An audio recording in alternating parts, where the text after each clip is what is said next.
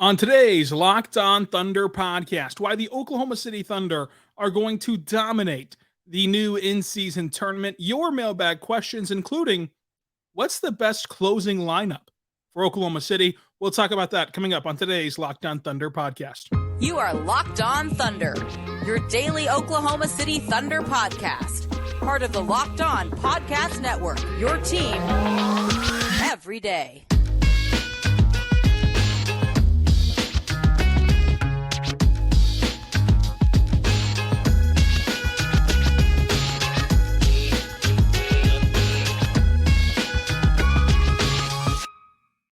Let's get it going on the Locked On Thunder podcast, on the Locked On Podcast Network, your team every day. I am your host, media member, and editor-in-chief over at thunderousintentions.com, Rylan Stiles. You can follow me on Twitter at Rylan_Stiles. Follow the show on Twitter at LOThunderPod. Email the show, LOThunderPod@gmail.com. On today's show, we're talking about the NBA in-season tournament, why the Thunder are poised to dominate this new in-season tournament. Plus, we're answering your mailbag questions, everything ranging from possible big trades to the expansion draft and closing lineups. A lot to get to today. Thank you so much for making us your first listen every single morning, every single day. We're here for you, talking Thunder basketball. You everydayers who listen every single day, appreciate you. You can also text the show if you want to on subtext 405-963-3686. Folks, the Thunder could dominate this new in-season tournament. This new in-season tournament will have all 30 teams involved. The top team from each pool will advance to the tournament section, as well as 2 wildcard teams. Then those final 4 after the qualifying, after the kind of semifinals, qualifier, finals, whatever. The final 4 teams will be in Vegas at a neutral site, playing for the new NBA Cup. And these games count as both regular season games and NBA in-season tournament games. So nothing really changes. If you wanted to ignore the games as a whole and ignore what they mean for the NBA in-season tournament implications, you can absolutely do that. All the way through this tournament until the championship game, nothing changes. In the championship, those 2 teams will have an extra game. That'll be it. That'll just be for the NBA Cup. And these games will take place every Tuesday and Friday in November. And they're going to count as regular season games as well as tournament games. So nothing changes, but it just adds more stakes to these early games. And I don't think it's a surprise that the NBA picked Tuesday and Friday, where there's no NFL games. There's no football games in general. I would be shocked, and I would look forward to, and I am anticipating the schedule release, because the NBA is pushing this very hard. They are making this try to feel like a big deal. They're having these release shows and everything, and they want this first season to go really well. And it's something they can more so control. Like the first year of the NBA play-in tournament, they couldn't really control. They got lucky. You had LeBron, you had Steph, you had these, you've ended up having some really good players and high-name players in the play-in, but they couldn't control that outcome. They have more control over how this feels. And so what I mean by that is I'm interested to see if whenever the schedule gets released in August, I would imagine there's going to be very, very, very few Monday games, very, very, very few Thursday games, because you don't want this to be the second night of a back-to-back. You want to avoid load management as much as you can. You want this to feel like an event.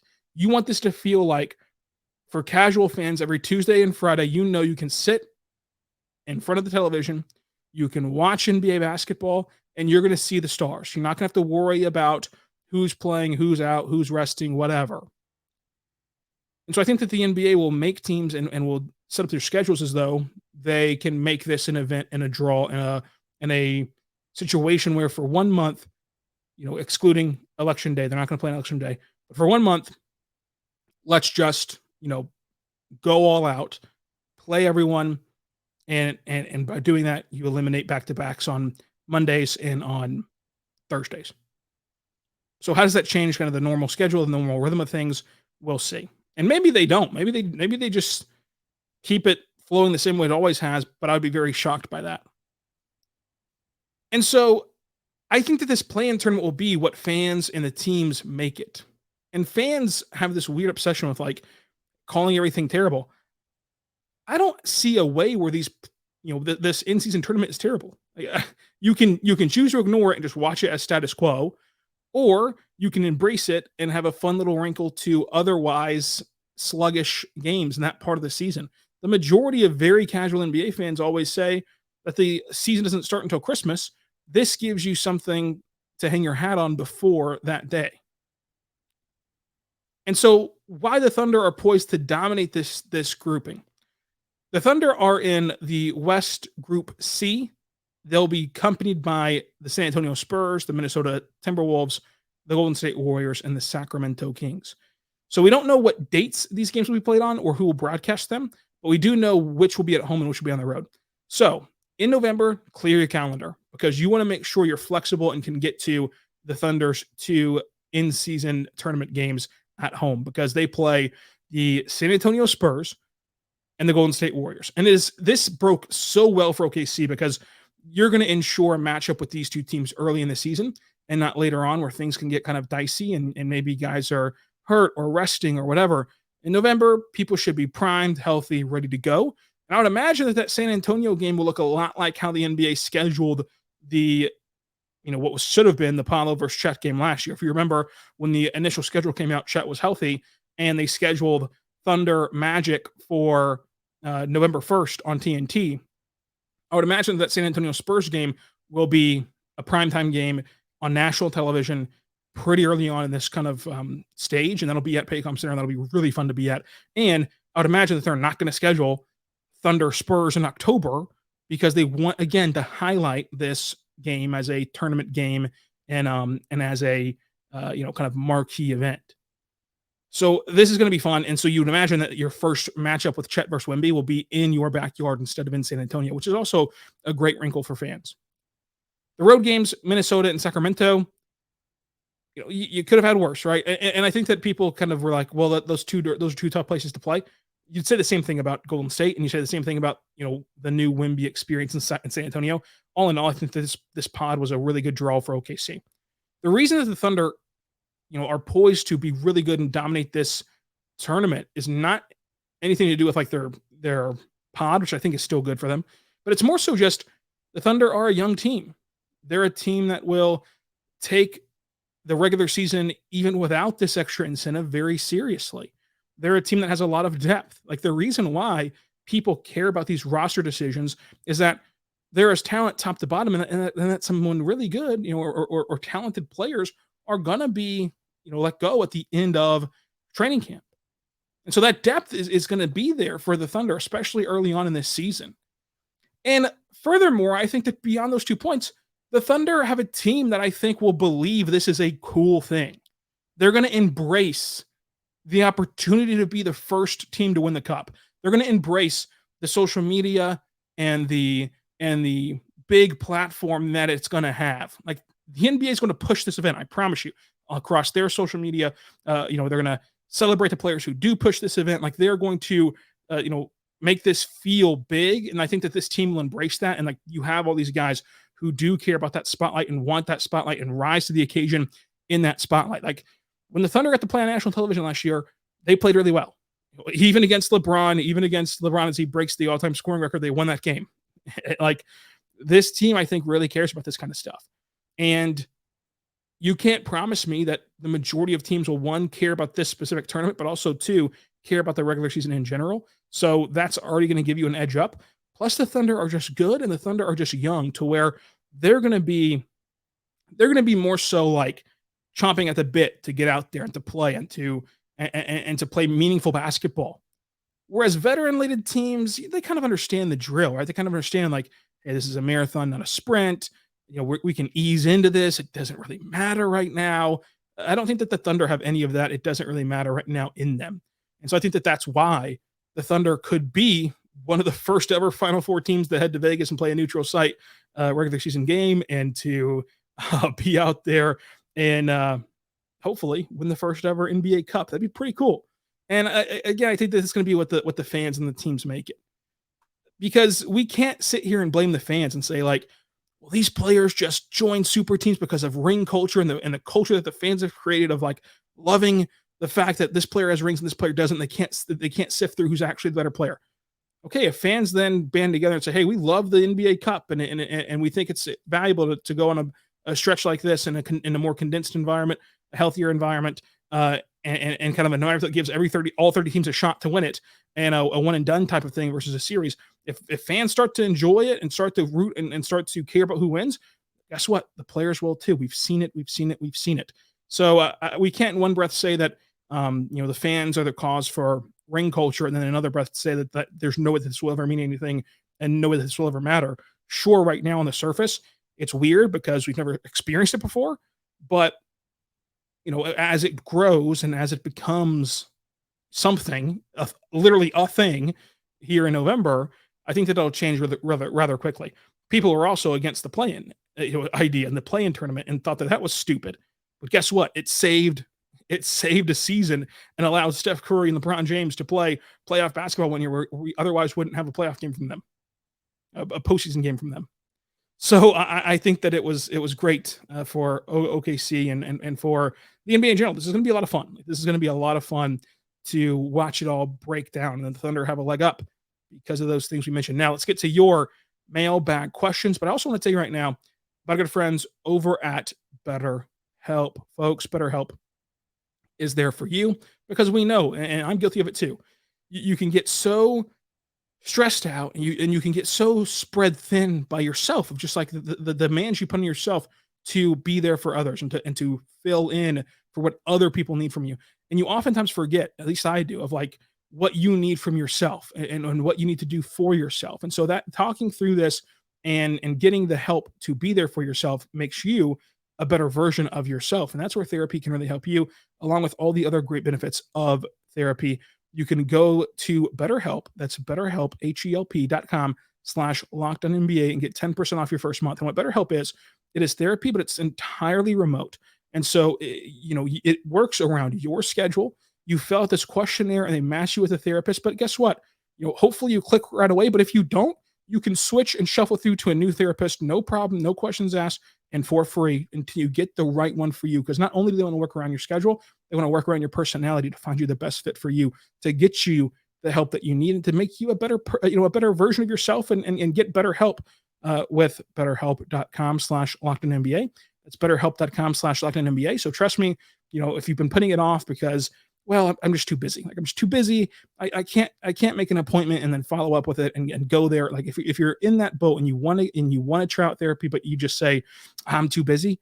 There's no excuses here. They work around your schedule. It's totally remote. So check it out today, BetterHelp.com/LockedOnNBA, and become a better you. We're back on the Locked On Thunder podcast, on the Locked On Podcast Network, your team every day. Thank you so much for making us your first listen every single morning, every single day. We're here for you, talking Thunder basketball for your next listen.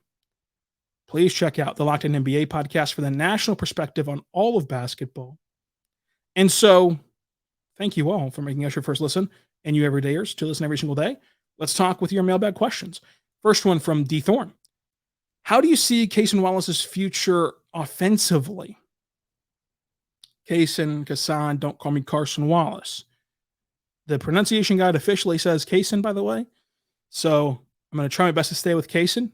I more comfortably say Kasan, but I'm going to try my best to say Cason from now on, just because that's what the official Thunder PR pronunciation guide says. So Cason Wallace, tell me about him offensively. Well, I think that he's going to be a very fluid offensive player. And you're already seeing that a bit in Summer League, but he's going to be able to play with the ball in his hands. He's going to be able to play without the ball in his hands because he brings that shooting and he brings playmaking. He feels very comfortable and in control of his own game and of his decision-making.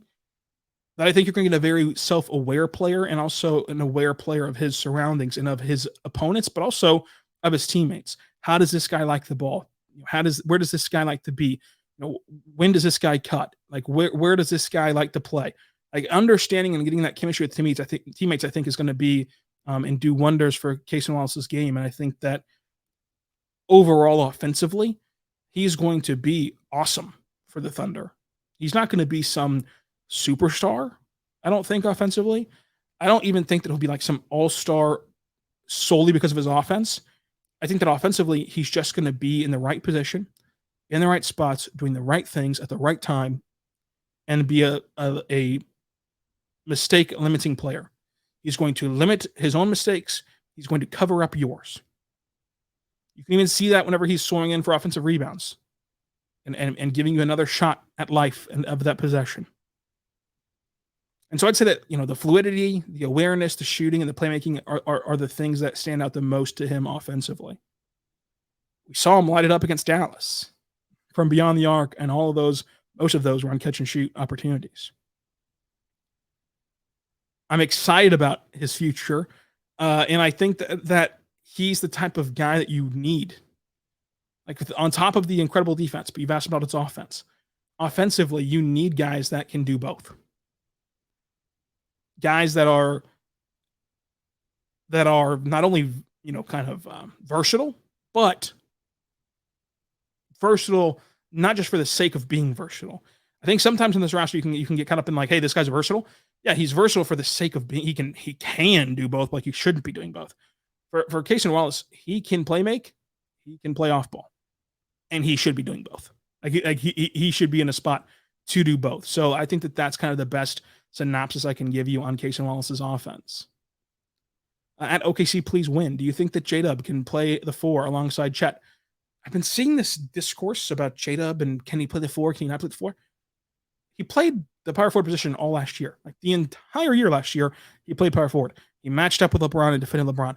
He matched up with like all these superstars and as a rookie held his own and played passable defense, which is what most rookies, even the ones that are supposed to be incredible defenders, do not get to that level, especially playing starting minutes, especially playing against in matchups with top guys in the league.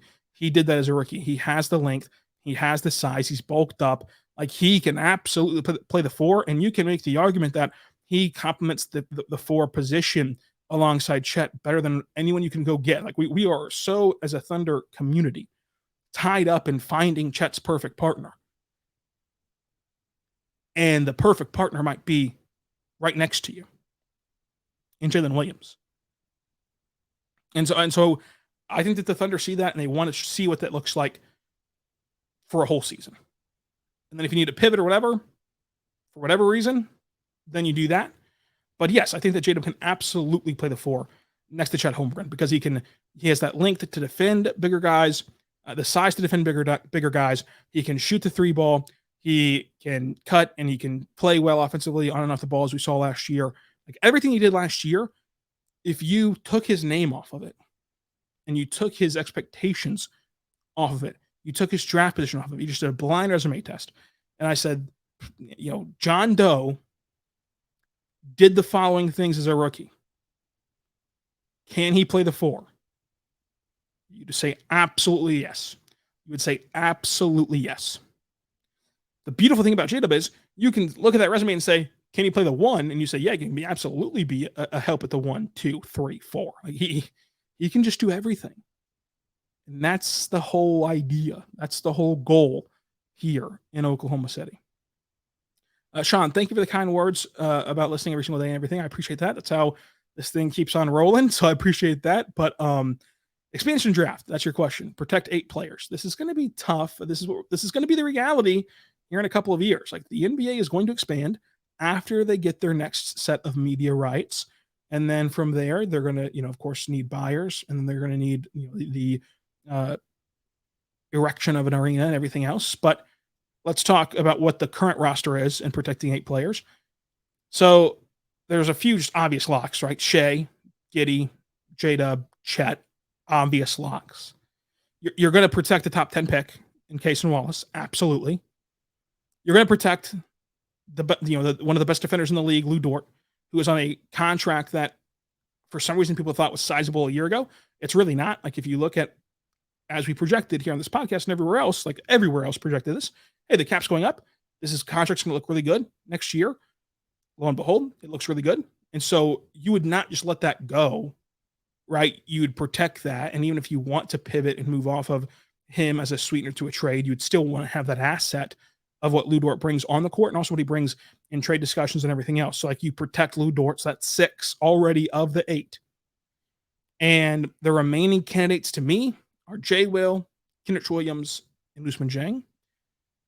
I got to use the same logic I did with Kaysen about Ousmane Dieng, who's looking really good in summer leagues. So like this is helping my case, but you're not going to throw away a lottery pick. You're not going to throw away a lottery pick that you traded 3 first-round picks for, and you're not going to throw a lottery pick away that you traded 3 first-round picks for is a lottery pick and is a guy you've scouted since he was 16 years old and a guy you truly believe in. You're not going to do that. Like optics-wise, business-wise, you're not going to do that. So that's 7 names already of guys that the Thunder are going to protect. From there, you either go Jalen Williams of Arkansas or Kenrich Williams. And these are 2 of my favorite players on the team. So that's really tough. But I would say that you protect Kenrich Williams. And Kenrich Williams, I think, gives you the versatility and more of like the stuff that you like and want to see. But it's hard to not go with Jay Will. Like this is a brutal decision to make here. But I'll say Kenrich Williams. But I really want to say Jay Will. So who knows? Let me know what the 8 are for you that you would protect. I just think that Kenrich Williams gives you more versatility than what Jay Will does. But I really like them both. Obviously, I'm glad that they're both on the Thunder. But let me know. I want everyone to comment down below. Comment down below. What are the 8 players you would protect in an expansion draft if the draft was tomorrow? Luckily, the draft's not tomorrow. At allthings_hoops, over under 1.5 Chet blocks per game. I'm taking the over. I am hammering the over if the line's 1.5. Chet Holmgren is a generational shot blocker. And I don't know this about betting circles, so someone enlighten me in the comments. If hypothetically they set the line at 1.5, and I took the over, and Chet averaged 1.8, that's over, right? Or do they literally mean he has to go to 2? Especially if he averages 1.8 per game, I get the over. I'm absolutely hammering the over, and so I'll go over. I'll go over on Chet Holmgren blocks. He's a generational shot blocker. The anticipation, the timing of the way that he blocks shots is just fantastic. It's just fantastic what he does at the rim. So I think that is a very easy decision to make. Coming up, I want to tell you about a possible trade. Should the Thunder look into a guy like Jarrett Allen? We'll talk about that coming up. But first, I want to tell you about our good friends over at Birddogs, birddogs.com/LockedOnNBA. Folks, birddogs.com/LockedOnNBA. That's the place to go right now to get the best shorts you're ever going to put on. The very, very, very best apparel you're going to put on. But I especially love their shorts. For me, these shorts are the Thunder of shorts because they're versatile. You can wear them to a business meeting and look absolutely professional, fit right in, and kind of make waves with how good they look, but you still look put together. You can walk out of that business meeting and go straight to the gym and play pickup hoops because guess what? They're flexible. They give you a lot of room to maneuver and wiggle around and gyrate. And that's what you want. I don't know about you, but I want some shorts that I can gyrate in. And you can do that in Birddogs, folks. And what you do with that gyration is your business. But what you do in the Birddog shorts is also your business as long as you're wearing them because they're fantastic. You can also wear them out in the town, which ties back together with point 2, if you know what I mean. And so wear them, love them, live them. And right now, if you go to birddogs.com/LockedOnNBA and enter the promo code LockedOnNBA, you get a free Yeti-style tumbler right by doing that at birddogs.com/LockedOnNBA. And I tell you right now, the Yeti tumbler is fantastic. I drink my coffee in it every single morning, and it keeps my coffee extraordinarily hot. So I don't know about you, but whenever I'm drinking coffee, I'm sitting here doing work, trying to get content out for you great people. I get caught up in what the work I'm doing, and I forget to drink the coffee. And so oftentimes without my Giddey tumbler, it would become cold rather quickly. My Giddey tumbler, it is still hot right now as I'm recording this podcast late at night, and I brewed the cup of coffee at like 12 for my third cup of coffee, which I shouldn't be drinking 3, but sue me. Anyway, birddogs.com/LockedOnNBA. Check it out today. We're back on the Locked On Thunder podcast, on the Locked On Podcast Network, your team every day. Folks, Apidor Suave. I probably messed that name up entirely. I'm sorry. Thoughts on trading for Jarrett Allen next to Chet Holmgren? I do not like this at all. I don't like Chet playing the 4. We've got a taste of that in Summer League. Theoretically, it sounds fun as like just putting this incredible shot blocker as this weak side roamer, free safety type of role. In practice, you limit him and handcuff him a little bit because he's so good at defending the pick and roll as well, and you want in that kind of middle of the action, in the positioning in the paint to make something happen. And I especially do not like Jarrett Allen at the 4. And I just, at that point, you're kind of just an awkward, fit together, plus the contract. And it's just a really tough sell to trade for anybody who has any sort of substantial or big contract to lock yourself into. Because, I think that people get caught up in, can the Thunder pay everyone? Look, I mean, first of all, that's a question for many years down the line, 3, 4, 5, 2, 3, 4, 5 years down the line, because even extending Josh after this season, the extension will kick in for, of course, the next season after that. But nonetheless, the thing is, you look at Memphis, they've extended John and JJJ and this year, Desmond Bane. The Thunder are going to be able to keep guys. And sure, one might have to go, but like I don't want to lock it in right now that like, hey, we've gotten this long-term money before we've gotten to cross that bridge with this young core. And so I just don't want to do that, especially for Jarrett Allen, who I don't think would really fit with Chet Holmgren and really fit with what the Thunder do. So I would not be involved in this. I would not like this.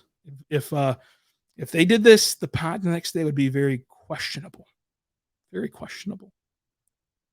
Talking about trades, I got a lot of questions. Andrew Baxter, if this team is good enough at the deadline and they're missing a piece, will Sam Presti pull the trigger? Yes. Sam Presti would make a trade deadline trade, and that's part of why, and what we discussed with the Tite Washington podcast. If you're wondering why the Thunder are acquiring all these second-round picks, folks, they're going to dominate the trade deadline from now until the end of time. From now until the end of this core, they're going to dominate that deadline because look at how many of these deadline deals go for second round picks to get really good veterans. And even in the process of flipping out George Hill and flipping out some of these guys that the Thunder have cycled in here, since the bubble. How many of those did you trade for second round picks? Matt Muscala trade for second round pick. Like you can get guys. You can get guys that help you win games for second round picks, and that's what they're going to do at the deadline. But I would not expect it to be a superstar type of trade. I don't think that. I think that they can go this entire quote unquote rebuild, where the biggest trade that they make is not like for some superstar, but in fact it's just for someone who's a really good rotational player, a really good bench player that just puts a bow on the roster versus puts a massive shiny object on the roster. At Adam McCracken, you're the other one that asked about the trades. So there you go. I think that you could see where they would just do a beautiful trade for a beautiful role player and not really for a star. Ben Glover, who are you rooting the hardest for to take a leap?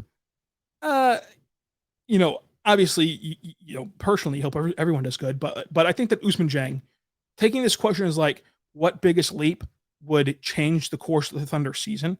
If Ousmane Dieng just all of a sudden carries over what he did in Summer League to the regular season, which is not going to be apples to apples, which is not going to be a 1-to-1, which is not going to happen because it's just Summer League. But go with me here. If I could just hand pick a player to take a leap and take a massive leap at that in terms of like impact and everything, Ousmane Dieng, at his size, at his playmaking skills, with his defense, him taking a leap would change the Thunder a bit, this season. So I'd say him, in terms of like maximizing the Thunder and maximizing this season. At MK325491, what is your death lineup closing out games when it comes playoff time?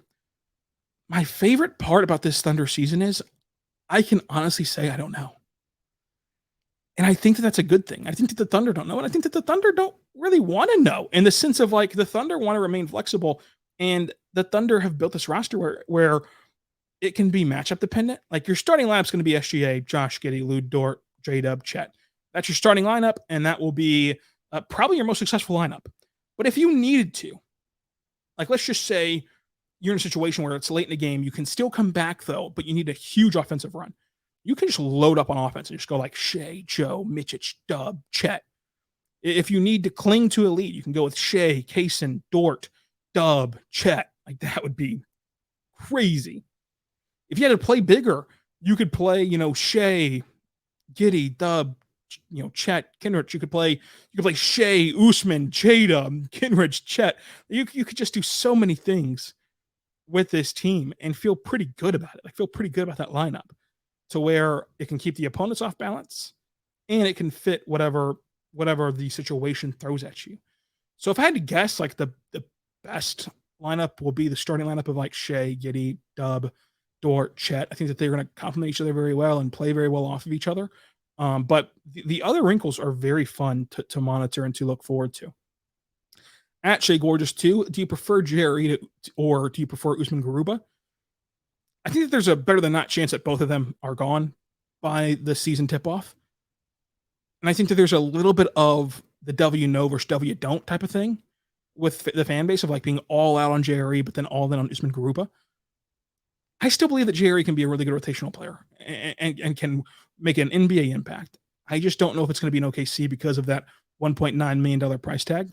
And I do see the appeal to Usman Garuba of like, here's a guy that we all knew was a project, and for some reason Houston drafted him and then didn't give him time and didn't give him a runway and didn't, and he gave up on him too soon. And he does add a new dimension to OKC. And we've seen when you give Mark new dimensions, he can find ways to maximize them. So I get the appeal of Usman for sure. But the bottom line is I don't think that this will make or break anything for OKC this year. But I will say that of the two, it's really tough. I would stick with Jerry personally, but I really like the appeal of Usman Jang, and I'm sorry, I really like the appeal of Usman Garuba, mainly because I get to do that more. Mix up which Usman I'm talking about in the middle of a sentence. But I like the appeal of Garuba. I've written a lot about Garuba. I've talked a lot about Garuba. I like him. I really do. But if you had to pick one of them to stay, maybe you do pick Garuba because of the new dynamic he gives you. And so in the middle of the question, I'm going to flip my answer. I'd pick Usman Garuba. I'm sorry. At sauce_monster. Could you see Kaysen Wallace coming and taking Dort's spot in the next couple of years? Sure. In the next couple of years, you can absolutely take the Dort spot. But let's not harp on this all season. Can we agree on that? At least the Locked On Thunder community, which I hope I'm making it easier, better, funner, more awesome, smarter to be a Thunder fan. Can we at least agree? LOT listeners, we're not going to make this a story every single game of like, oh, Kaysen should take Lou Dort's spot. This is a beautiful luxury and a fantastic deal for OKC to have both of them on their roster. And as I said, draft night in the last few weeks, part of the appeal of drafting Kaysen Wallace is he gets to learn from Lou Dort. If you rush Lou Dort out the door, he's not getting to learn much from what is one of the best perimeter defenders in the NBA. The reason why I say sure in a couple of years is at some point to make trades, which is what they're going to have to do. Like they can't, spoiler alert, they can't draft 35 guys. They're going to have to make a trade at some point. And we've seen trades typically take at least a sweetener. You can't just fully overwhelm teams with picks. Even the Clippers gave up Shai. And now hopefully your sweetener doesn't turn into be Shai. But if your sweetener can be, hey, we'll give you a lot of picks from various sources to where like, maybe at the time, the Nuggets or Sixers or whoever's picks look a lot better than, or even better than they look right now. Plus Dort, who gives you a contract to trade for yourself, or if you just want to keep Lou Dort around, that's awesome too. If you're not in a full-blown rebuild, like Dort could be expendable because of those things. This contract number makes it easy to match contracts. He provides value to other teams, and you need a sweetener to make a trade go around, not just picks. But as of this moment in time, it is fantastic to see him working, mentoring, helping Kaysen Wallace. And Kaysen Wallace has already talked about being excited about being on the court with him and sharing the court with him and learning from him. At Parker Eves, out of the possible 2A guys, who has the best chance to get the Lindy Waters deal? So Kathy Johnson already on a 2A deal. Other possible names, you could see Kayla McConnell get one. You could see Lindy Waters back on a 2A deal. I think that's pretty likely to happen. You could see Jared Butler. You could see KJ Williams. You can see other names happening as well. The thing about the Lindy Waters deal is the only name of all of these guys that we can think of that could be possible 2A deals would be the one already on a 2A deal is Kathy Johnson. That could get a Lindy deal. Because the Lindy deal, and we can call this the Gino Marui deal, who got one first, which made a lot of people mad for 2 days until Lindy got one. The thing is, that's more of like, a thank you for your service type of situation. Whenever you have the luxury of, you got to spend the money, there's money to blow, so to say, and there's a roster spot to blow. Well, the Thunder aren't necessarily going to have either of those things this year. So, like, I think that there's a world where you want to convert Kathy Johnson because he can impact the game, and he might end up playing his way by the middle portion of the season. He might be able to play his way into a role where you want him to be playoff eligible. But other than Kathy Johnson, there's just no one that you would cut someone on a standard contract for just to convert them for, in my opinion, based on what I think the roster will be as of this moment. So that's why I think that it would not really be the Lindy deal. The Lindy deal, the Eugene deal, like we've seen these deals before of guys that get converted and then eventually just get cut or decline their option, whatever. It's just the perfect set of circumstances, and they're not there right now for the 2A guys, except for Kathy Johnson, who you invested a 50th overall pick into and has been playing extremely well so far. At Sublime 50, who is the Charlotte Hornets of NBA media in 2K? I would imagine that you just meant Thunder media. So if you meant actual just all NBA media, hit me up on Twitter again and I'll let you know. And there's two answers to this. Well, there's a lot of answers, but I'm going to break it down to you this way, 2 ways. So as you know, I'm the best media member for the Thunder in 2K. I'm the best player of 2K in all the media. I promise you. And I'm probably the best in the Thunder fan base, to be completely honest with you. In the whole Thunder community, I'm the best.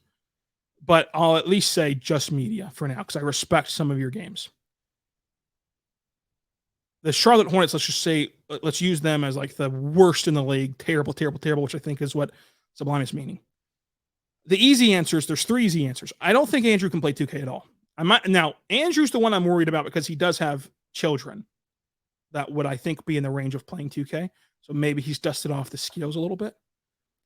But Brandon and Joe, I'm not worried about at all. Like, I would dust Brandon and Joe. I'd honestly dust Andrew. No offense to Andrew. I'd dust all 3 of those guys. Like, just, oh my gosh, it would be embarrassing.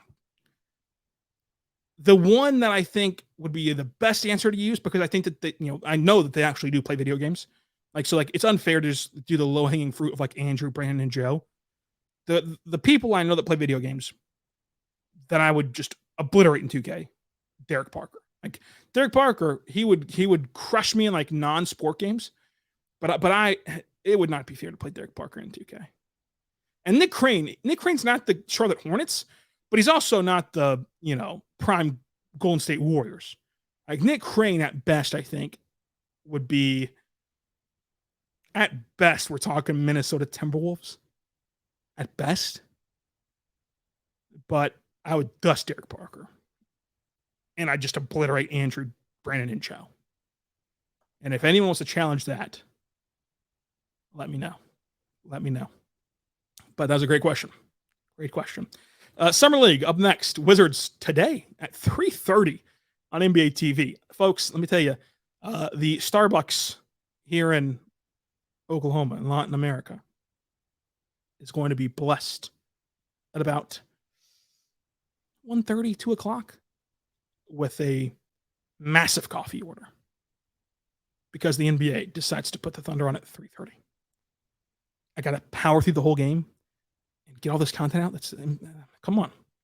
Now, past that game, they'll play an additional game on Sunday. Barring they don't make it into the playoffs, which, sorry, hand up. I haven't done the math on how they can make it into the dang Summer League playoffs. I don't think that they're going to make it in the Summer League playoffs. So they'll play again on Sunday at some point in time. What that means for you is Recap podcast after the Wizards game is over with. Recap podcast on Monday after the Sunday game. Fantastic stuff. Plus, we're here for you every single day, talking Thunder basketball. What to expect in these games. I would not expect anyone to play and then be pleasantly surprised if anyone does. I think that there's 3 names that you would care about that has a chance to play. There's a chance that Jeremiah plays because, he got hurt, didn't play in Salt Lake City, didn't play in the beginning of Vegas, and then played out of nowhere on Wednesday. Why even have him suit back up? He's going to be one and done. So I think that he'll play, I would imagine, because you could have just kept him sidelined the whole rest of the time. There's only a couple games left. I think that he'll play.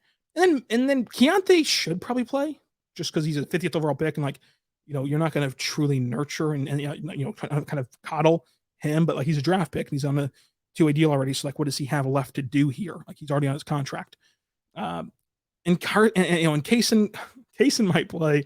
But I would say those 3 have the best chance to play, but probably no one plays of any significance. And then you should get extremely excited if they do. So enjoy the Jaden Shackelford and KJ Williams masterclass. We're going to recap it right here, as we always do, on Lockdown Thunder. And so next week, what we're going to discuss, recapping the last Summer League game, we're going to have our 3 biggest takeaways from Summer League, which include our overreactions to Summer League. We're going to have your mailbag again next week for a weekly mailbag for the offseason. We're also going to have, as of now, after the draft, after the free agency dust has settled, and after Summer League, what is the best, worst, and most likely case scenario for the Thunder? We love to do that exercise here on Locked on Thunder. And much more for you out next week, so stay tuned for all of that. And until after this game, be good and be good to one another.